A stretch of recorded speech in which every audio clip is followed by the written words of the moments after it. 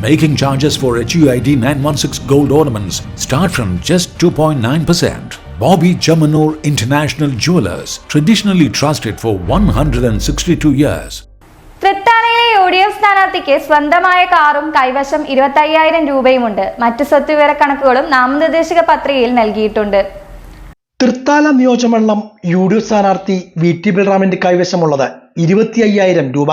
ഭാര്യയുടെ കൈവശമുള്ളത് 5,000 രൂപ.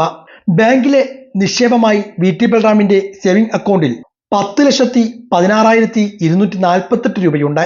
ഭാര്യയുടെ അക്കൗണ്ടിൽ 2,150 രൂപയാണ് ഉള്ളത്.